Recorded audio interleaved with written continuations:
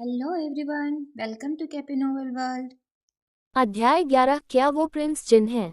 हालांकि मुझे आपका तरीका बिल्कुल पसंद नहीं आया, लेकिन इससे जो परिणाम निकले हैं वे मुझे संतोषजनक लगे। सच में उसे इस राजकुमार की युवराजनी बनने में कोई दिलचस्पी नहीं थी। अगर सचमुच तुलना करनी हो तो भले ही मेरी आंखों के सामने खड़ा ये स्वघोषित राजकुमार शैतानी, बलवान, अभिमानी, असभ्य और स्थिति का फायदा उठाने में आनंद लेने वाला हो, फिर भी उसने सुलुओं पर युवराज से बेहतर प्रभाव डाला।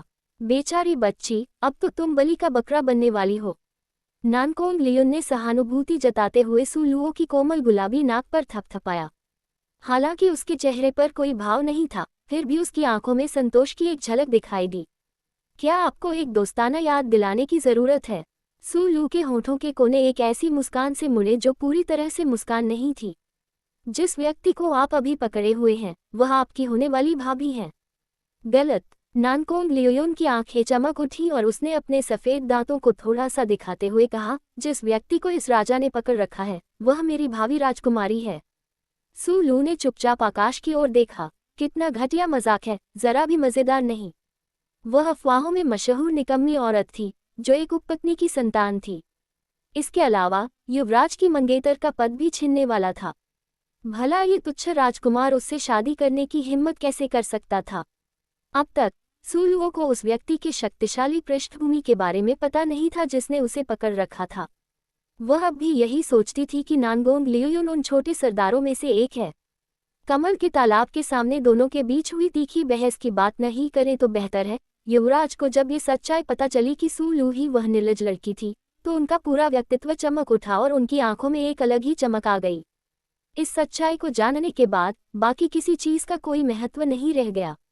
युवराज प्रसन्नतापूर्वक ये खुशखबरी लेकर चले गए। उन्होंने अपनी आस्तीनें झटक दी और उनका साया भी गायब हो गया। कमल के तालाब के सामने खड़े लोग पहले ही जा चुके थे। हल्की हवा से पानी की सतह पर लहरें उठ रही थीं।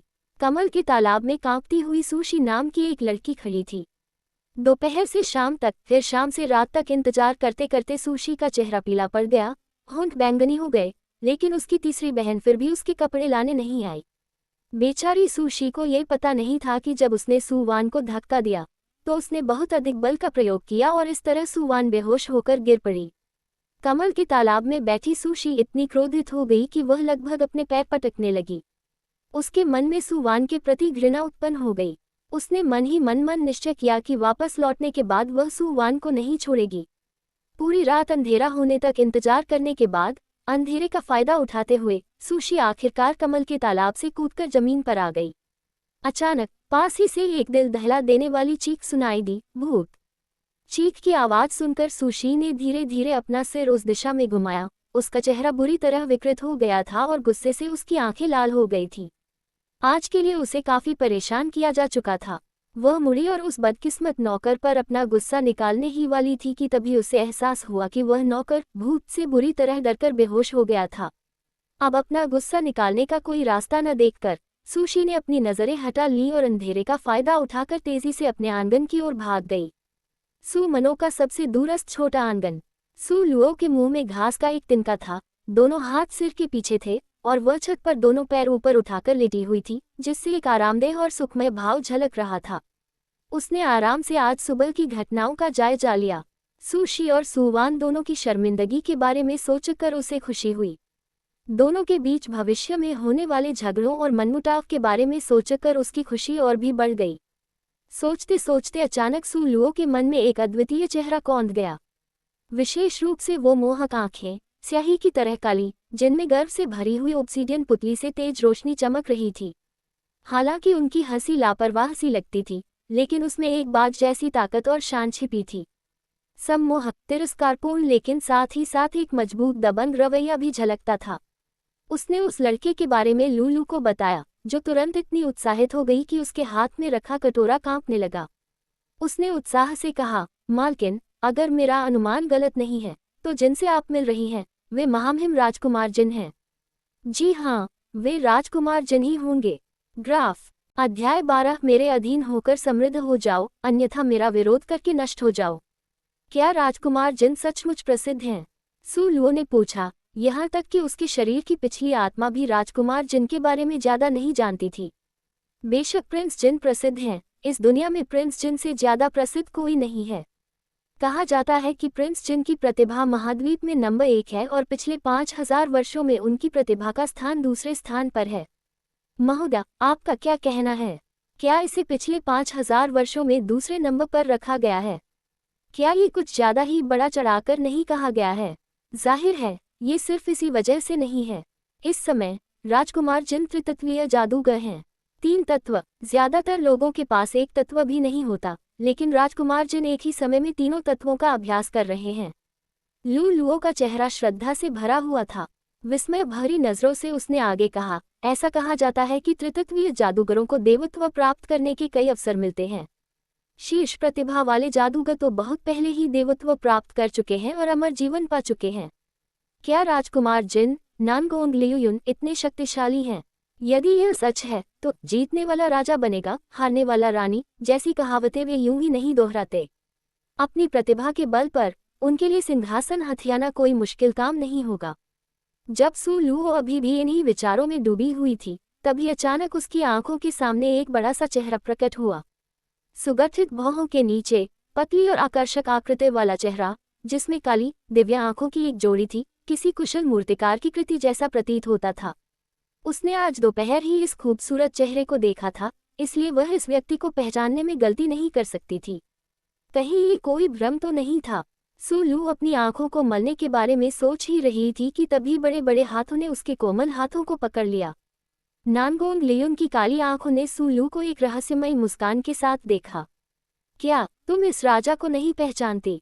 नानगोंग लियुन, बिल्कुल, ये राजा आपके दिल में बसा हुआ है, वरना आप इतनी बेसब्री से इसके बारे में पूछताछ नहीं करते। क्या मैं सही कह रही हूँ? नानगोंग लियुन के पतले मर्दाना लाल होठों पर एक भोली सी मुस्कान आ गई। सू लुओ ने पलकें झपकाए बिना उसे घूरते हुए हर वाक्य पर जोर दिया। कहा जाता है कि नानगोंग लियुन बेहद घमंडी, अभिमानी, क्रूर, कठोर और अपनी निजता को लेकर बेहद सख्त है। अगर कोई भी उसके हाथ को छू ले, चाहे कोई भी हो, तो वह उसका हाथ काट देगा। अगर कोई गलती से भी उससे टकरा जाए, चाहे कोई भी हो, तो वह उसे टुकड़े टुकड़े कर देगा। क्या आप सचमुच वही राजकुमार जिन हैं? सू लुओ की खूबसूरत निगाहें उस बड़े हाथ पर टिकी थी जिसने उसका हाथ थाम रखा था। उसकी आवाज एकदम साफ थी और उसके होंठों के कोने एक सुकून भरी मुस्कान में बदल गए थे। नानगोंग लियुन ने जंगली भेड़िए की आंखों की तरह चमकती हुई भेदक आंखों से सू लुओ पर इत्मीनान से नजर डाली, ठंडी और झुलसा देने वाली आंखें। इस समय वह दोपहर के आलसी और लापरवाह व्यक्ति से बिल्कुल अलग था। अब वह अधिक गंभीर और सतर्क प्रतीत हो रहा था। इसी क्षण छत तक आंगन को घेरते हुए बर्फीली हवा का एक झोंका चलने लगा। ऐसा लग रहा था मानो ये हवा आसपास की हवा को बर्फ में जमा रही हो, जिससे लोगों को सांस लेने में कठिनाई हो रही थी। उसका खौफनाक माहौल, दबी हुई जानलेवा मंशा, खौफनाक रक्त पिपासा और मेरे सामने आत्मसमर्पण करो और समृद्ध हो जाओ, या मेरा विरोध करो और नष्ट हो जाओ, जैसी दबंगई से भरा हुआ था। ऐसा लगता था मानो अगर वह अपना पैर पटके तो पूरा पूर्वी लिंग साम्राज्य तीसरे स्तर के भूकंप से हिल जाएगा। उनकी शक्तिशाली और दबंग निगाहों के सामने सू लुओ की निगाहें पानी की तरह निर्मल थीं। उनकी सतह बर्फ की तरह शांत थी, स्थिर, शांत और संयमित। अचानक उसके होठों पर विस्मय का भाव आ गया और फिर मौसम तुरंत धुंधली ठंड से साफ नीले आसमान में बदल गया। ऐसा लगा मानो बर्फ पिघलकर फूलों से भरे बुलबुलेदार झरने के पानी में बदल गई हो। नानगोंग लियुन की हंसी मार्च के महीने में खिलने वाले चेरी के फूलों की तरह थी, कोमल, सुंदर और मदहोश कर देने वाली। उसके चिकने सफेद हाथों ने धीरे से उसके कोमल हरे रंग के हाथों को थाम लिया और वह प्यार से मुस्कुराया। बेटी, तुम्हें किस बात का डर है? ऐसा तो नहीं है कि यह राजा तुम्हें खा जाएगा? इच्छाओं के इस टकराव में कोई भी इस मौन युद्ध में जीत हासिल नहीं कर सका। नानगोंग लियुन इस परिणाम से सुखद रूप से आश्चर्यचकित था। उसने सोचा कि शायद उसने गलती से चट्टानों के ढेर में कोई दुर्लभ मोती या जेडाइट खोज लिया है। अध्याय 13। उसका दिल धड़क उठा। सू लुओ अपना हाथ पीछे खींचना चाहती थी, लेकिन नानगोंग लियुन बहुत ताकतवर था। जितना ज्यादा वह छटपटाती, उतना ही मजबूती से वह उसके हाथों को पकड़ लेता। तुम क्या चाहती हो? सू लुओ ने झुंझलाते हुए पूछा। शक्ति की इस प्रतियोगिता में वह केवल असहाय होकर हार स्वीकार कर सकती थी। मैं शर्त की रकम लेने आया हूँ। लड़की, क्या तुम जानबूझकर भूलने का नाटक कर रही हो? क्या शर्त? सू लुओ की आंखें थोड़ी नम हो गईं और वह थोड़ी उलझन में दिखी। लड़की, क्या तुम जानबूझकर मुझसे झूठ बोल रही हो? आज दोपहर की शर्त का क्या हुआ? नानगोंग लियुन ने नर्म लहजे में कहा। सू लुओ ने ठंडे लहजे में उसे एक नज़र डाली और हल्के से कहा, सू वान पकड़ा गया जबकि सूशी सुरक्षित रूप से बच निकला, इसलिए आज दोपहर की शर्त के संबंध में कोई विजेता या हारने वाला नहीं है। हम बराबर हैं। किसने सोचा था कि नानगोंग लियुन अपनी पतली तर्जनी उंगली बाहर निकालेगा और सू लुओ की आंखों के सामने उसे जोर से हिलाते हुए शैतानी हंसी हंसेगा। नहीं, ये कहना ज्यादा सही होगा कि तुमने इस राजा को हराया और इस राजा ने तुम्हें हराया। ये कहकर उसने प्यार से उसके बालों को सहलाया। तुम जानबूझकर तर्कहीन बातें कर रहे हो। कोई भी शर्त के नतीजे की व्याख्या इस तरह नहीं करेगा। सू लुओ ने गुस्से से जवाब दिया। शुरुआत में आपने यह नहीं कहा था कि हम शर्त के परिणाम की इस तरह व्याख्या नहीं कर सकते। वास्तव में जो व्यक्ति तर्कहीन था वह राजकुमार जिन ही था। सू लुओ ने अपने गुस्से को दबाने की कोशिश की। ये निर्मम और धूर्त लोमड़ी, अगर वह आधुनिक युग में रहता तो कितने लोग उसके जाल में फंस जाते। अच्छे बच्चे बनो, इधर आओ। राजकुमार जिन ने अपनी सुंदर पतली उंगलियों से इशारा किया। वह कोई छोटी कुतिया नहीं थी। सू लुओ ने शांत भाव से अपनी छाती पर हाथ रखा और उसके होठों पर हल्की सी मुस्कान आ गई। राजकुमार जिन ने सू लुओ की हरकतों को देखते हुए अपनी खूबसूरत भौहें ऊपर उठाईं। उनकी गहरी आंखें, जो किसी अथाह झील जैसी थीं, सू लुओ को बड़ी उत्सुकता से निहार रही थी। सू लू जैसे ही भौहें सिकोड़ने वाली थी, अचानक उसे चक्कर आने लगा। जब उसने आंखें खोली तो पाया कि वह उसकी बाहों में गिर चुकी है। उसकी नज़रें ऊपर उठीं और उसकी मोहक आंखों में खो गईं। जब उसकी नज़र उन बेहद खूबसूरत आंखों पर पड़ी तो उसका दिल अचानक धड़कने लगा। उन बेहद खूबसूरत आंखों में अविश्वसनीय शांति थी और उससे भी कहीं अधिक अवर्णनीय तीव्रता थी। ऐसा लग रहा था मानो निगाहें 10,000 वर्षों तक टिकी रही हों। सू लुओ का गला मानो अवरुद्ध हो गया था। ऐसा लग रहा था मानो वह एक शब्द भी नहीं बोल पा रही हो। उसे स्थिति को संभालने में थोड़ा समय लगा और उसने मन ही मन खुद को इसके बारे में चेतावनी दी। राजकुमार जिन आगे की ओर झुके। उनकी गर्म सांसें उसके कोमल कान के पास ठहर गईं और उनकी ठंडी, बाज जैसी रहस्यमयी आंखें एक चकाचौंध भरी और सुंदर रोशनी से चमक उठीं। क्या? सू लू के अपनी बात पूरी करने से पहले ही उसे अपने होठों की ओर एक परछाई बढ़ती हुई महसूस हुई। वह आक्रामक, तेज और अजेय थी। उसके होठों पर एक गर्म और कोमल सनसनी छा गई। सू लुओ को लगा जैसे उसका दिमाग सुन्न हो रहा है और फिर उसे चक्कर आने लगे। उसकी आंखों के सामने एक बड़ा सा चेहरा उभरा हुआ था। ये बेहद आकर्षक आदमी आंखें बंद करके बेझिझक उसे चूम रहा था। उसका जोरदार और दबंग चुंबन एक हमलावर तूफान की तरह था जिसने उसके मुंह को तहस नहस कर दिया। सू लुओ ने अपने हाथों को छुड़ाने की कोशिश करके विरोध करने का प्रयास किया, लेकिन वह ऐसा करने में असमर्थ रही। इसके बजाय विपरीत हुआ। राजकुमार जिन की लोहे जैसी मजबूत पकड़ और भी कस गई, जिससे वह दर्द से लगभग चीख पड़ी। वह भावुक चुंबन दिल दहला देने वाला, जबरदस्त और तीव्र था, लेकिन साथ ही साथ कोमल और सौम्य भी था। सू लू एक पल के लिए मानो खुद को खो बैठी जब वह उसके कोमल, फिर भी भावुक आलिंगन में समा गई। ऑक्सीजन की कमी के कारण उसके होंठ खुल गए और वह हौंफने लगी। नशे के कारण उसकी आंखें धुंधली हो गई थीं। जब उसे होश आया तो उसकी आंखों की चमक तेज हो गई। थप्पड़, उसने उसके चेहरे पर जोरदार थप्पड़ मारा। यह आदमी खुद को क्या समझता है? वह इस तरह जबरदस्ती उसे कैसे चूम सकता है? आसपास कहीं छिपी जगह से क्रोध का एक माहौल छा गया, लेकिन राजकुमार जिनके हाथ के एक सहज आई सेर से हाई हैव अमेम वायाप्ट आक्रोश सेंटा हो गया। अध्याय 14 हृदय भयभीत होने तक घूरना। लिंग फैंग ने अपनी दोनों मुठियां भींच ली और क्रोध से भरी, लेकिन थोड़ी सी प्रशंसा की भावना से भी भरी आंखों से सूलुओं को ठंडेपन से देखा। राजकुमार जिनका अस्तित्व कितना अनमोल है और उनकी प्रतिभा कितनी असाधारण थी। सुमनों के सबसे शक्तिशाली बुजुर्ग केवल 5वें चरण के विशेषज्ञ थे, लेकिन उनके गुरु राजकुमार जिन केवल 18 वर्ष के थे और पहले ही 6ठे चरण पर पहुंच चुके थे। बचपन से लेकर अब तक राजकुमार जिन के साथ कभी इतना बुरा बर्ताव नहीं हुआ था। फिर भी अब किसी ने उन्हें सच में पीट दिया। आध्यात्मिक शक्ति से रहित यह निकम्मी लड़की इतनी घमंडी और झगड़ालू होने की हिम्मत कैसे कर सकती है? नानगोंग लियोयुन ने अपनी पतली उंगलियों को फैलाकर धीरे धीरे उस गाल को सहलाया जिस पर थप्पड़ पड़ा था, और उसकी अभिमानी, निर्मम, बाज जैसी आंखों से एक धमकी भरा आभास निकल रहा था। उसकी आंखों की छिपी हुई गहराइयों में एक शैतानी चमक थी जो दर्पण की तरह चिकनी, असामान्य रूप से ठंडे और अथाह थी जब वह मोहक निगाहों से उसे देखता था। उसकी घूरती निगाहों के कारण उसका दिल भयभीत हो गया। सू लुओ के दिल में घबराहट की लहर दौड़ गई, लेकिन जल्दी ही शांत हो गई। सिर ऊंचा करके और सीना तानकर उसने उसकी आंखों में आंखें मिलाईं और हार मानने से इनकार कर दिया। अचानक नानगोंग लियोयुन के बेहद खूबसूरत चेहरे का भाव बदल गया जब उनके होंठ धीरे धीरे ऊपर की ओर झुकने लगे और एक खिलती हुई रात्रि रानी जैसी मुस्कान में खिल उठे, चंचल और भव्य। ताली बजाओ, ताली बजाओ, ताली बजाओ। तालियों की गूंज उसके चारों ओर फैल गई। तभी नानगोंग लियोन ने अपने सुंदर हाथों से सू लुओ को एक झटके में अपनी बाहों में खींच लिया। लड़की, तुम्हारा इतना आत्मविश्वास है कि लोगों को समझ नहीं आता कि तुमसे कैसे निपटा जाए। क्या इस राजा को तुम्हारी बहादुरी की तारीफ करनी चाहिए या तुम्हारी मूर्खता पर हंसना चाहिए? नानगोंग लियोन की मोहक आंखों में थोड़ी झुंझलाहट झलक रही थी। क्या तुम्हें नहीं पता कि इस देश में 5वें चरण के विशेषज्ञ पर हमला करने पर मौत की सजा मिलती है? तुम्हें पहले ही मौत की सजा सुनाई जा चुकी है। क्या तुम ये समझती हो?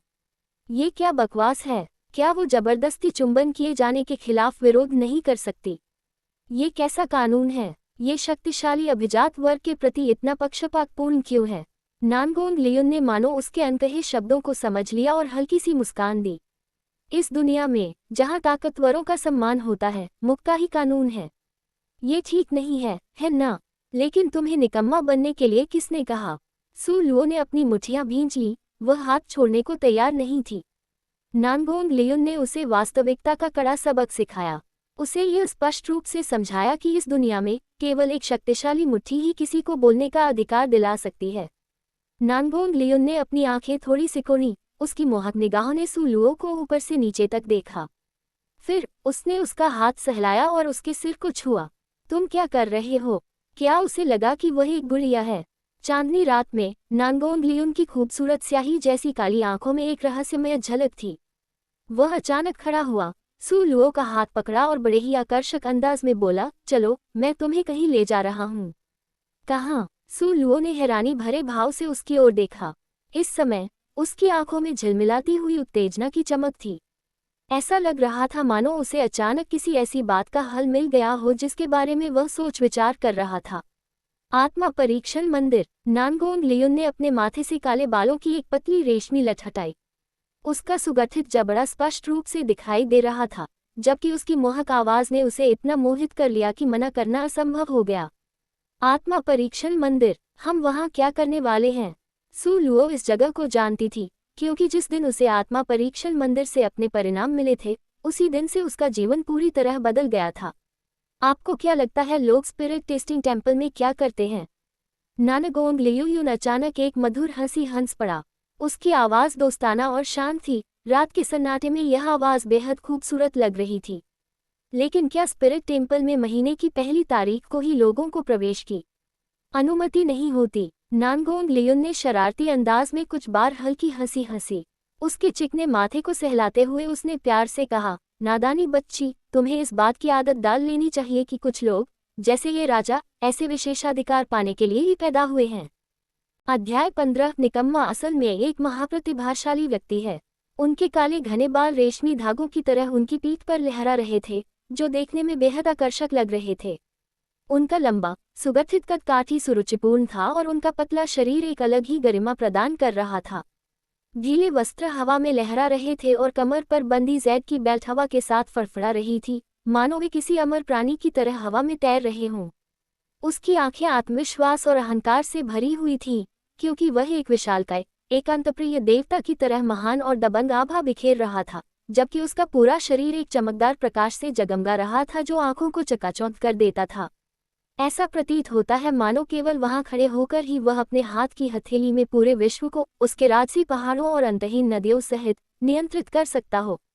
तुम मुझे वहां क्यों ले जा रहे हो? सू लू ने धीरे से कहा। उसे हमेशा से लगता था कि इस मासूम से दिखने वाले प्रेम प्रसंग के पीछे का मकसद या तो लूट या बलात्कार ही होगा। वह ऐसे व्यवहार से हमेशा सावधान रहती थी। क्या तुम हमेशा से जाना नहीं चाहती थी? राजकुमार जिन ने अपने लाल होठों को चूसा और उसकी मोहक, धूर्त आंखों ने उसे अपनी ओर खींच लिया। इस राजा ने तो अपनी शर्त जीत ली है, तुम अपनी नहीं जीतना चाहती। इस समय सू लुओ को याद आया कि वह अभी भी एक शर्त रख सकती है। तो क्यों न वह भी शब्दों के इस खेल में भाग ले ले, क्योंकि ऐसा तो है नहीं कि उसने ही यह शर्त खुलकर रखी हो, है ना? चलो चलें। नानगोंग लियुन के बोलने से पहले ही उसने सुलुओ को सीने से लगा लिया। उसका शरीर मानो पंखों से फड़फड़ा रहा था और वह तेजी से हवा में उड़ने लगा, मानो उसका पैर जमीन पर पड़ा ही न हो। वह पानी की सतह पर उड़ने वाली एक ड्रैगनफ्लाई की तरह था, जो सिर्फ परछाई छोड़ती है। हवा उसके कानों से तेजी से गुजरी। सुलू उत्सुक हो गई और उसने अपनी आंखें खोलने का फैसला किया। हवा में उड़ते हुए उसने बाहर का नज़ारा देखा। नीचे देखने पर ऐसा लगा मानो उसे पूरी राजधानी दिखाई दे रही हो। डर नहीं लगता, उसे आकाश में सहजता से ले जाते हुए नानगोंग लियुन बिना हौंफे सहजता से बात कर पा रहा था। जाहिर है, उसकी मार्शल आर्ट का स्तर बहुत ऊंचा था, इतना ऊंचा कि वह अथाह शिखर पर था, और इतना अथाह कि उसकी कोई सीमा नहीं थी। मुझे अच्छा लग रहा है। सुलू को क्षितिज के पार उड़ने जैसा यह एहसास सचमुच बहुत पसंद था। ऐसा लग रहा था मानो नीचे देखते ही उसे हर जीवित प्राणी दिखाई दे रहा हो। उसने गहरी सांस ली और मुट्ठी कस ली। दुर्भाग्यवश वह स्वभाव से ही निकम्मी थी, और उसका भाग्य यही था कि वह नानगोंग लियुन जितनी ऊंचाई हासिल न कर सके। ऐसा लग रहा था मानो नानगोंग लियुन उसकी दबी हुई इच्छाओं को समझ गया हो, जब उसने मनमोहक मुस्कान के साथ अपनी गहरी और सम्मोहक आवाज में कहा, एक बार परीक्षा के परिणाम आ जाएं, तो कौन कह सकता है कि परिणाम में कोई उलटफेर नहीं होगा। काश। सुलू ने मन ही मन खुद को हिम्मत दी। दूर से अंततः मंदिर की रूपरेखा दिखाई देने लगी। यह मंदिर शाही राजधानी के बिल्कुल केंद्र में स्थापित था और इसका स्थान शाही महल से भी अधिक सुव्यवस्थित था। ऊपर से नीचे तक केवल नुकीली छतें, केंद्र में फव्वारे वाला एक चौड़ा चौक और फव्वारे के सामने उत्कृष्ट स्तर की मूर्तियों की कतारें ही दिखाई देती थीं। बाघ, तेंदुआ, सियार, भेड़िया, यहाँ तक कि महाद्वीप के जादुई जानवरों की मूर्तियां भी यहाँ पाई जा सकती थीं। हम यहाँ पहुँच गए हैं। नानगोंग लियुन सुलुओ के साथ धीरे से नीचे उतरी और दोनों सीधे मंदिर के प्रवेश द्वार के सामने जा गिरी। नानगोंग लियुन को अपनी उपाधि पट्टिका दिखाने की भी आवश्यकता नहीं पड़ी, क्योंकि वृद्ध द्वारपाल ने मंदिर के द्वार खोलने पर ध्यान केंद्रित करने से पहले ही सम्मानपूर्वक उन्हें प्रणाम कर लिया था। नानगोंग लियुन के कहे अनुसार उनका चेहरा ही सबसे अच्छी नेमप्लेट थी। वह सुलुओ को तीसरी मंजिल के हॉल में ले गया। पहली मंजिल पर आम लोगों का मूल्यांकन किया जाता था, दूसरी मंजिल पर सैन्य अधिकारियों की परीक्षा ली जाती थी, और तीसरी मंजिल में प्रवेश करने वालों की संख्या बेहद कम थी, क्योंकि वहां केवल शाही परिवार के सदस्यों को ही प्रवेश करने का अधिकार था। तीसरी मंजिल की रोशनी रहस्यमयी आभा बिखेर रही थी। ये भव्य और आलीशान, बेहद खूबसूरत और आकर्षक थी, जिसके विशाल हॉल के बीचों बीच एक बड़ी सी जैड की मेज रखी थी, और मेज के ऊपर एक अंगूर के आकार का क्रिस्टल बॉल रखा था। क्रिस्टल बॉल जगमगाती हुई प्रतिदीप्ति से चमक रही थी। ये साफ, पारदर्शी थी और इसकी चमक आंख की तरह थी, मानो ये किसी व्यक्ति के हृदय के सबसे गहरे हिस्से को प्रतिबिंबित करने में सक्षम हो। जन्मजात आध्यात्मिक शक्ति को 7 अलग अलग रंगों में विभाजित किया गया था: लाल, नारंगी, पीला, हरा, सियान, नीला और बैंगनी। लाल रंग सबसे कमजोर और बैंगनी रंग सबसे मजबूत था। महाद्वीप के इतिहास की शुरुआत से ही बैंगनी रंग की जन्मजात प्रतिभा का होना इतना दुर्लभ था कि उन्हें उंगलियों पर गिना जा सकता था, और यह शायद हर कुछ 100 वर्षों में केवल एक बार ही होता था। अध्याय 16। निकम्मा असल में एक महाप्रतिभाशाली व्यक्ति है, और किसी व्यक्ति की जन्मजात आध्यात्मिक शक्ति से ही ये देखा जा सकता था कि वह कितनी दूर तक पहुंचने में सक्षम है, और इस दुनिया में जो बलवानों की पूजा करती है उसकी क्षमता कितनी उच्च है। इसी वजह से जन्मजात प्रतिभा की परीक्षा अक्सर किसी व्यक्ति के भाग्य का निर्धारण करती थी। अपना हाथ क्रिस्टल बॉल पर रखो, नानगोंग लियुन ने सुलुओ से कहा। सुलुओ ने गहरी सांस ली, फिर दृढ़ निश्चय के साथ आगे बढ़ी और धीरे से अपना हाथ क्रिस्टल बॉल पर रख दिया। वह पहले से ही एक निकम्मी और बिल्कुल भी आध्यात्मिक शक्ति से रहित शख्सियत है, तो ऐसा तो नहीं है कि नतीजा और भी बुरा होगा, है ना? अगर फिर भी उसमें वह शक्ति नहीं आई तो उसे निराश होने का कोई कारण नहीं है। क्रिस्टल बॉल की चमक पारदर्शी झरने के पानी के समान थी, और इसकी चमक से घबराए हुए लोग भी शांत हो जाते थे। अपनी आंखें बंद करो और कुछ मत सोचो, बस अपने भीतर विद्यमान आध्यात्मिक ऊर्जा को खोजो। नानगोंग लियुन की गहरी आवाज किसी छोटी सी धारा के धीरे धीरे बहते पानी की तरह कोमल थी, जो उन्हें एक सुखद अनुभूति देती थी। सुलुओ ने सिर हिलाया और उसका चेहरा शांत और स्थिर हो गया। वह एक अलग तरह की बेहोशी में चली गई। क्रिस्टल बॉल के पीछे लगभग 10 मीटर ऊंचे 7 क्रिस्टल स्तंभ थे, जो पानी की तरह साफ थे और एक झील में स्थित थे जिसकी तलहटी दिखाई दे रही थी। फिलहाल उनमें किसी भी प्रकार के रंगीन वर्णक मौजूद नहीं थे, लेकिन यदि किसी व्यक्ति की जन्मजात आध्यात्मिक शक्ति पर्याप्त रूप से उच्च हो तो ये क्रिस्टल स्तंभ पहले स्तंभ से ही रंग बदलना शुरू कर देंगे। 7 क्रिस्टल स्तंभों पर मौजूद रंगों को लाल, नारंगी, पीला, हरा, सियान, नीला और बैंगनी में विभाजित किया गया था। जब पहला लाल रंग का स्तंभ पूरी तरह भर जाता था, तभी दूसरा नारंगी रंग दिखाई देने लगता था। उस क्षण सुलुओ को ऐसा महसूस हुआ कि उसकी आध्यात्मिक ऊर्जा उसकी हथेली से तेज लहरों की तरह बह रही है। क्रिस्टल बॉल चमकने लगी और उसकी चमक और भी बढ़ती गई। वह इतनी तेज हो गई कि लगभग आंखों को चुभने लगी। नानगोंग लियुन सुलुओ के बगल में खड़ी रही और उसकी आंखें एक पल के लिए ठहर गईं। अचानक तेज लाल रंग की प्रकाश की एक किरण पहले क्रिस्टल स्तंभ से टकराई। 1 सेकंड से भी कम समय में पहला क्रिस्टल स्तंभ तेजी से उठा और पहले से ही लाल रंग की आध्यात्मिक ऊर्जा से भर गया था। दूसरा स्तंभ भी सरसराहट के साथ खुला और पूरी तरह से पानी से भर गया। नानगोंग लियुन पहले तो रहस्यमयी मुस्कान के साथ अपनी बाहों को अपनी छाती पर रखकर आराम की मुद्रा में खड़ा था, लेकिन अब लगातार चमकते रंगीन स्तंभों को देखकर वह अचंभित हो गया और उसकी मुद्रा थोड़ी लड़खड़ा गई। क्या ये गति कुछ ज्यादा ही तेज नहीं थी? नानगोंग लियुन के पूर्व ज्ञान के आधार पर, भले ही आपकी जन्मजात प्रतिभा कितनी भी अच्छी क्यों न हो, ये क्रिस्टल स्तंभ एक छोटी सी धारा की गति से ही भरता रहेगा, धीमी और स्थिर गति से। उन्होंने पहले कभी ऐसी तीव्र गति नहीं देखी थी जो रॉकेट के अंतरिक्ष में उड़ान भरने जैसी थी।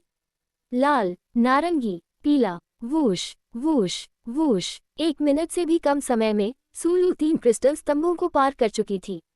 इसके अलावा उसके चेहरे पर सांस फूलने से लालिमा न होने से यह स्पष्ट था कि वह अभी तक अपनी पूरी क्षमता तक नहीं पहुंची थी। तेज रोशनी के चकाचौंध भरे घेरे के बीच नानगोंग लियुन स्थिर खड़ा रहा और उस लड़की को घूरता रहा। उसकी आंखों में एक अजीब सा आकर्षण झलक रहा था। इस समय उसका शरीर शुद्ध चमक की एक परत से ढका हुआ था। उसके लंबे काले बाल एक चमकदार आभा से जगमगा रहे थे और ऐसा लग रहा था मानो वे उसकी कोमल त्वचा को भेद देंगे, जो सुंदर चीनी मिट्टी के बर्तनों जैसी दिखती थी। वह काफी देर तक शांत भाव से वहां खड़ी रही। उसके चेहरे पर एक संतुष्ट मुस्कान थी और वह वसंत की सुबह की ओस की तरह चमकीली रोशनी बिखेर रही थी, जो ताजगी भरी और मनमोहक थी। वह इतनी मोहक थी कि ऐसा लगता था मानो वह किसी की आत्मा को चुरा ले और उनकी निगाहों को मंत्रमुग्ध कर दे। सुलुओ नानगोंग लियुन के विचारों से पूरी तरह अनभिज्ञ थी और उसे इस बात का भी बिल्कुल अंदाजा नहीं था कि उसकी जन्मजात प्रतिभा ने नानगोंग लियुन को इस हद तक चकित कर दिया था। इस समय वह लगातार अपनी आध्यात्मिक ऊर्जा का उत्सर्जन कर रही थी। हरे रंग का क्रिस्टल स्तंभ भी पूरी तरह से भर गया था। ऐसा लग रहा था मानो आध्यात्मिक ऊर्जा को रोका नहीं जा सकता था, क्योंकि यह तेजी से नीले रंग के स्तंभ तक चढ़ गई। अध्याय 17 निकम्मा असल में एक महाप्रतिभाशाली व्यक्ति है, सहजता से सियान रंग की ओर बढ़ते हुए। हालांकि परिवर्तन की गति धीमी होने लगी थी, लेकिन इस बात का कोई संकेत नहीं था कि यह रुक जाएगा। नीला। नानगोंग लियुन की निगाहें उस क्रिस्टल स्तंभ पर टिकी हुई थी और वह धीरे धीरे नीली होती आध्यात्मिक ऊर्जा को देख रही थी। उनकी आंखों में विचार का एक क्षणिक भाव झलक उठा। नीली आध्यात्मिक ऊर्जा को प्रकाशित करने की क्षमता होना असाधारण प्रतिभा और उत्कृष्ट जन्मजात आध्यात्मिक शक्ति का प्रमाण था, क्योंकि इस महाद्वीप पर भी बहुत कम लोग ही नीली श्रेणी की जन्मजात आध्यात्मिक शक्ति प्राप्त कर पाते थे। लेकिन जिस बात ने नानगोंग लियुन को पूरी तरह से अवाक कर दिया, वही थी कि उसकी आध्यात्मिक ऊर्जा एक शरारती बच्चे की तरह व्यवहार कर रही थी। ये धीरे धीरे लेकिन निश्चित रूप से शिखर तक पहुंचने की कोशिश कर रही थी और वास्तव में दरअसल उसने उस क्रिस्टल स्तंभ को रोशन कर दिया। बैंगनी रंग का क्रिस्टल स्तंभ पूर्वी लिंग साम्राज्य के इतिहास में उस रंग को प्रज्वलित करने वाले लोगों की संख्या उंगलियों पर गिनी जा सकती है, लेकिन इस लड़की सुलुओ ने वास्तव में बैंगनी रंग की आध्यात्मिक ऊर्जा प्राप्त कर ली। लेकिन इस तरह की लड़की को पिछले 10 सालों से निकम्मी समझा जाता रहा, उसे तंग किया जाता रहा, उसके साथ दुर्व्यवहार किया जाता रहा और उसकी उपेक्षा की जाती रही। ये प्रतिभा की एक दुखद बर्बादी थी। इस समय अगर नानगोंग लियुन की उच्च कोटि की परवरिश न होती तो वह भी अपशब्दों को रोक नहीं पाता। कुछ साल पहले क्या हुआ था? इतनी प्रतिभाशाली लड़की को निकम्मा क्यों करार दिया गया? इस मामले की गहन जांच होनी चाहिए। नानगोंग लियुन की आंखों में एक निर्मम भाव उभर आया। 10 मिनट, 30 मिनट और 1 घंटे बाद उसने क्रिस्टल बॉल में जो आध्यात्मिक ऊर्जा भेजी वह असीम सागर के समान थी। इतने लंबे समय के बाद भी उसके चेहरे पर थकान का कोई निशान नहीं था।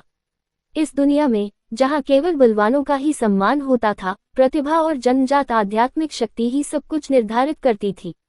इन 7 रंगों में से प्रत्येक व्यक्ति की भविष्य की सफलता के स्तर को दर्शाता था। बैंगनी रंग को उच्च वर्ग, मध्यम वर्ग और निम्न वर्ग में उपविभाजित किया गया था। समय बीतने के साथ साथ बैंगनी रंग की आध्यात्मिक ऊर्जा धीरे धीरे निम्न वर्ग से ऊपर उठकर मध्यम वर्ग तक पहुंची और अंततः वहां तक पहुंच गई। उच्च वर्ग, उच्च कोटि का बैंगनी रंग। नानगोन लियुन का आमतौर पर शांत और अविचलित रहने वाला चेहरा अब अचंभित भावों से भरा हुआ था। शुरू में उसे लगा कि सु लुओ का नीले रंग की आध्यात्मिक ऊर्जा तक पहुंचना कोई बुरी बात नहीं है, लेकिन अंत में वह बैंगनी रंग की उच्च श्रेणी तक पहुंच गई। यह अविश्वसनीय था और उसकी जन्मजात प्रतिभा इतनी प्रबल थी कि डर लग रहा था। हालांकि वह बैंगनी रंग की आध्यात्मिक ऊर्जा अभी भी धीरे धीरे बढ़ रही थी और अपनी विचित्र चढ़ाई जारी रखे हुए थी। उसकी धीमी चढ़ाई की गति एक चींटी को भी पीछे नहीं छोड़ सकती थी, लेकिन उसने वास्तविकता में ऐसा होते कभी नहीं सुना था। हम शिखर के और करीब पहुंच रहे थे, लेकिन इसी क्षण स्थिति अचानक बदल गई।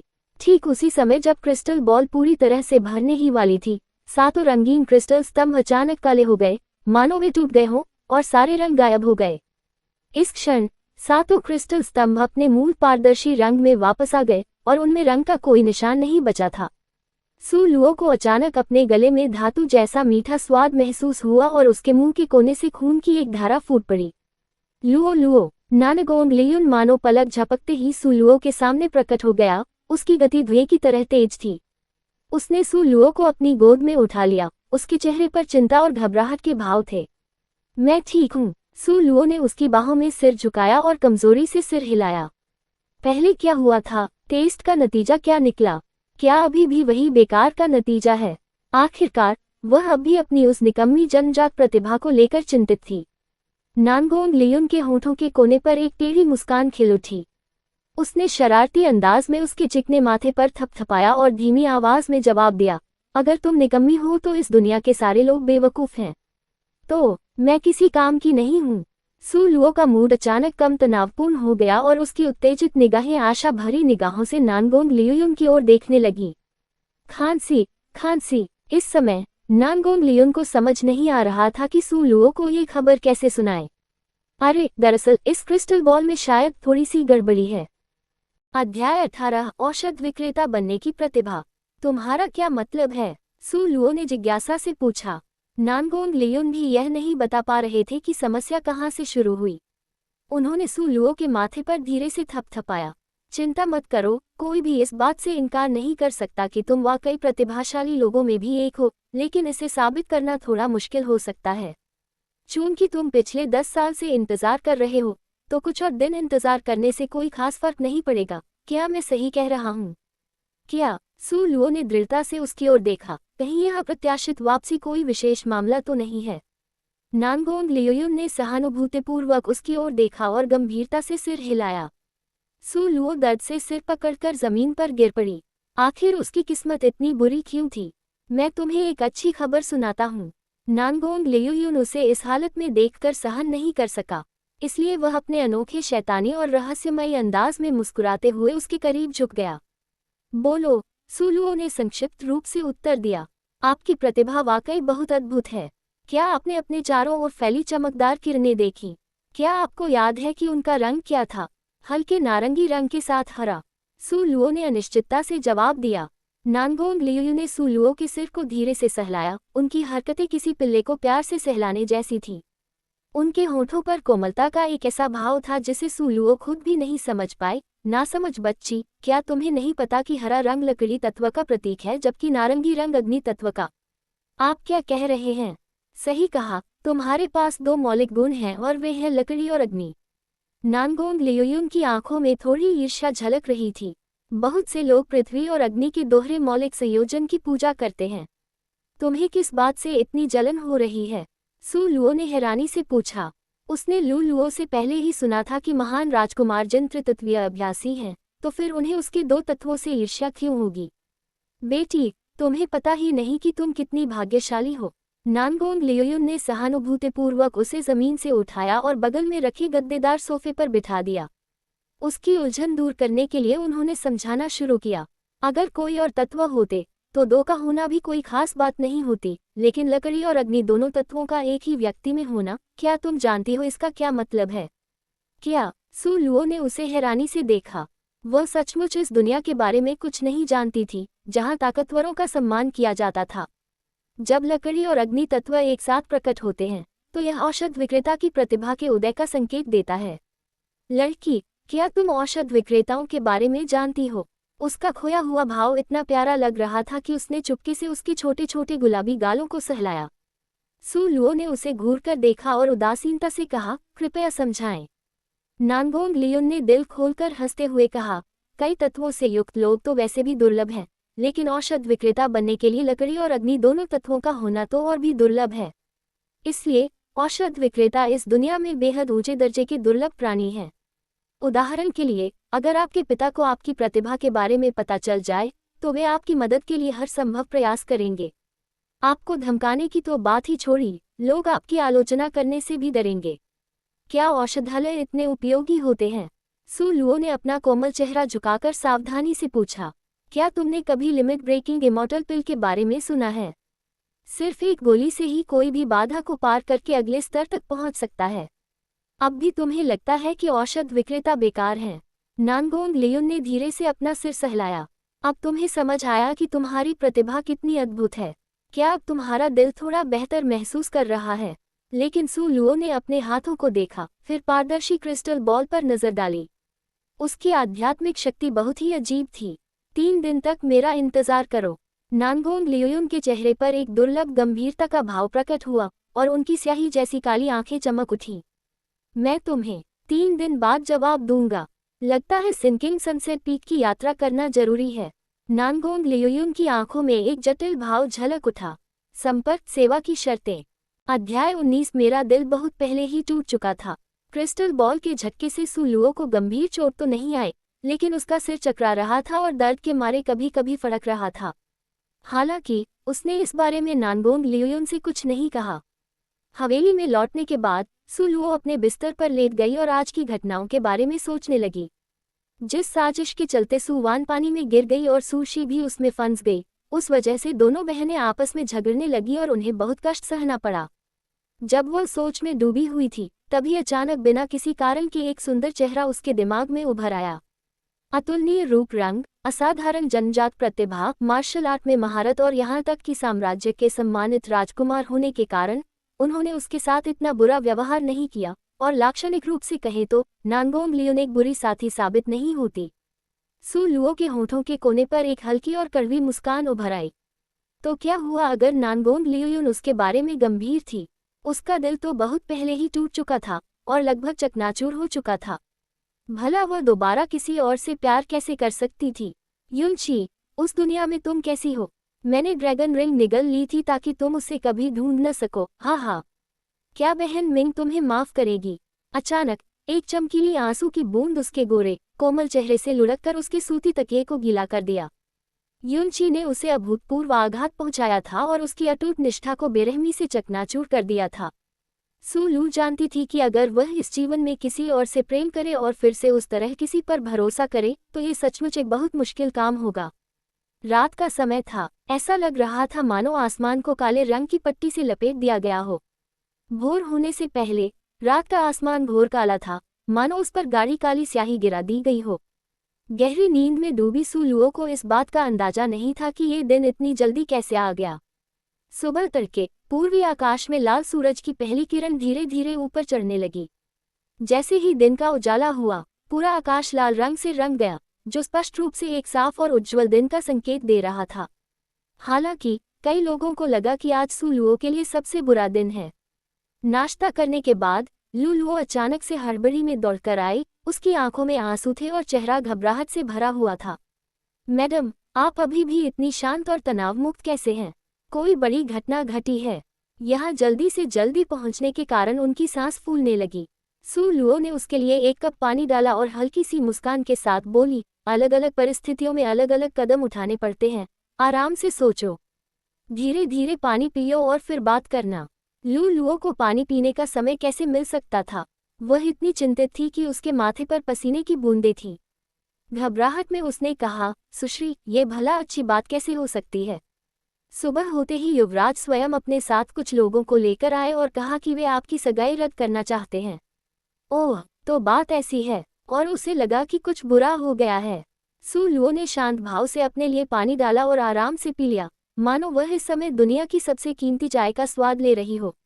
उसके शांत और संयमित चेहरे को देखकर लू लुओ और भी क्रोधित हो गई। श्रीमती, जल्दी से कोई उपाय सोचिए। आपकी सगाई युवराज से हुई थी, फिर भी आपको इस हालत में पहुंचा दिया गया। अगर यह सगाई टूट गई तो आपका भविष्य क्या होगा? लू लुओ को अभी भी यह नहीं पता था कि उसके पूर्व कायास्वामी को पहले ही एक अधिक शक्तिशाली आत्मा से बदल दिया गया था और वह इतनी चिंतित थी कि वह रोने ही वाली थी। सू लुओ ने मुस्कुराते हुए मन ही मन सोचा, यह शादी तो देर सवेर रद्द हो ही जाएगी। अगर युवराज सगाई तोड़ने नहीं आते तो वह खुद जाकर बाद में इसे रद्द करवा देगी। युवराज का सगाई रद्द करवाना उसकी योजना के अनुकूल है, तो वह इसे रोकने के लिए क्यों जाए? इसी क्षण दरवाजे के बाहर से अफरा तफरी भरे कदमों की आहट सुनाई दी। एक अधेड़ उम्र की महिला अंदर आई। उसने सू लुओ को घृणा भरी नजरों से देखा और ठंडे स्वर में कहा, चौथी मिस महोदया आपसे मुख्य हॉल में जाने का अनुरोध करती हैं। वह आपसे एक महत्वपूर्ण मामले पर चर्चा करना चाहती हैं।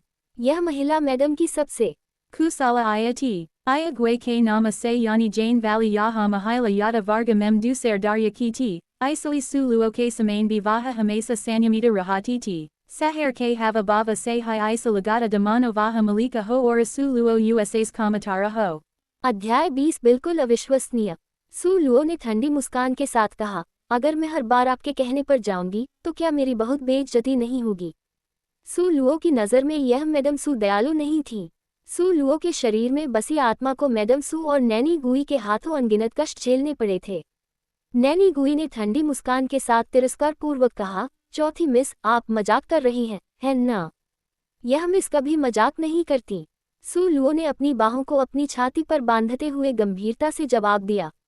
नैनी गुई ने अपनी आंखें सिकुड़ी और उनकी आंखों में एक क्रूर चमक दिखाई दी। चून की चौथी मालकिन मेरी दयालुता की सराहना नहीं करती, इसलिए यह नौकरानी अब विनम्र नहीं रहेगी। हालांकि उसने खुद को नौकरानी बताया, लेकिन उसके चेहरे पर सम्मान का कोई निशान नहीं था और उसके हाव भाव तो और भी निर्मम और अपमानजनक थे। वह बेपरवाही से कुछ कदम आगे बढ़ी और सू लुओ के बगल में आ खड़ी हुई। चूजों को पकड़ने वाले हाथों की तरह उसके मजबूत हाथ सू लुओ के गले की ओर बढ़े। सू लुओ की आंखों में एक निर्मल चमक थी। क्या नौकरानी भी उसे मारने की हिम्मत करेगी? लगता है नानी गुई मरने के लिए बेताब है। ठीक इसी समय, जब संकट मंडरा रहा था और तगड़े हाथों वाले लोग सू लुओ को पकड़ने ही वाले थे कि नानी गुई की आंखों में विजय की चमक दिखाई दी, तभी अचानक स्थिति पलट गई। आह, जाहिर है नानी गुई को असहनीय दर्द हो रहा था। सू लू को मानव शरीर रचना का अच्छा ज्ञान था, इसलिए उसने लड़ते समय नानी गुई के दाहिने हाथ के महत्वपूर्ण बिंदुओं पर सीधा प्रहार किया।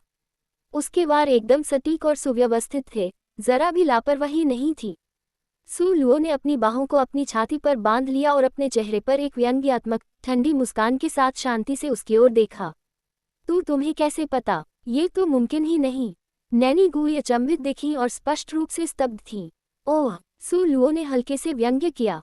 नैनी गुई ने दर्द से कराहते हुए गहरी सांस ली। वह मन ही मन रोई, भ्रम, ये सब भ्रम ही होगा। चौथी मिस तो निकम्मी है, जिसे मार्शल आर्ट का कोई ज्ञान नहीं है। भला वह मुझे कैसे हरा सकती है? यहाँ तक सोचते हुए नैनी गुई ने एक शैतानी हंसी हंसी। चून की चौथी मालकिन ने मेरी विनम्र विनती को तब तक ठुकरा दिया जब तक मैं तुम्हें मजबूर न करूं, तो इस बूढ़ी नौकरानी को असभ्य होने के लिए दोष मत दो। नैनी गुई ने अपने दूसरे हाथ को लोहे के पंजे की तरह मोड़कर सू लुओ की गर्दन की ओर बढ़ाया। उन्हें विश्वास नहीं हो रहा था कि इस तरीके से वह कमजोर चौथी मिस को, जिसे मार्शल आर्ट का ज्ञान नहीं था, पकड़ नहीं पाएंगी। अचानक नानी गुई की आंखों के सामने एक काली छाया कौंध गई। सू लुओ की आकृति उनकी दृष्टि से ओझल हो चुकी थी। हालांकि उस थोड़े से समय में ही सू लुओ ने अपना पैर नैनी गुई के नितंबों की ओर करके लात मार दी। ये वही बुद्ध पर्वत छायाहीन लात थी जिसने कल सुवान को कमल के तालाब में धकेल दिया था। ये लात अब और भी शक्तिशाली थी। इसने नैनी गुई को सीधे 3 मीटर दूर दीवार से जा टकराया। इसके बाद एक जोरदार धमाके की आवाज गूंजी। दीवार की मरम्मत कई सालों से नहीं हुई थी, इसलिए वह बहुत मजबूत नहीं थी। दीवार कई बार जोर से हिली, लेकिन गिरी नहीं, हालांकि थोड़ी सी मिट्टी टूटकर जमीन पर गिर गई। इसी दौरान नानी गुई दीवार से टकराने के कारण बेहोश हो गईं। सू लुओ के शक्ति प्रदर्शन ने लू लुओ को इतना चकित कर दिया कि उसका मुंह खुला का खुला रह गया। मिस लू लू इतनी हैरान थी कि वह पूरे वाक्य भी नहीं बोल पा रही थी। उस लड़की को देखकर, जिसने एक लात से नैनी गुई को बेहोश कर दिया था, लू लू ने अपनी आंखें मल लीं। उसे अभी भी अपनी आंखों पर विश्वास नहीं हो रहा था।